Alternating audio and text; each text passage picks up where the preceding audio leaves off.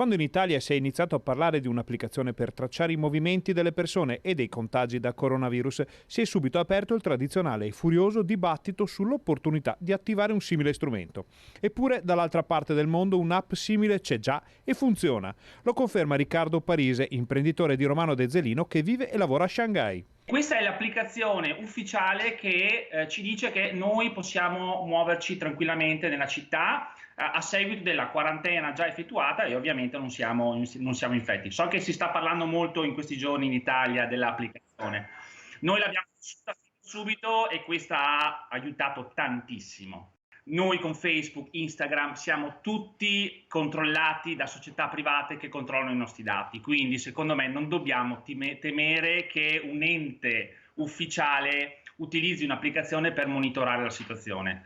Qui si fa tranquillamente e nessuno si sta lamentando. Il protocollo attivato a Shanghai ha permesso di arrivare a questo importante risultato, ma è un dettaglio a far la differenza. Qui siamo in un sistema diverso, qui tutti davvero rispettano le regole perché sanno quali sono le conseguenze. Quindi sicuramente questi 2 mesi di rispetto ferreo totale delle regole è assolutamente servito. Tanto che a Shanghai si parla già di fase 3. Qui già si parla di fase 3, assolutamente già ci stanno lavorando. Qui abbiamo un po' il timore in questo momento dei contagi di ritorno. Il riavvio del tessuto produttivo veneto avrà bisogno di regole certe e di protocolli ben precisi, ma le imprese nostrane hanno tutte le caratteristiche per potercela fare. Io poi ho la fortuna di parlare quotidianamente con gli imprenditori italiani, in particolare veneti e lombardi, perché è il mio mestiere, e io sono convinto che loro siano assolutamente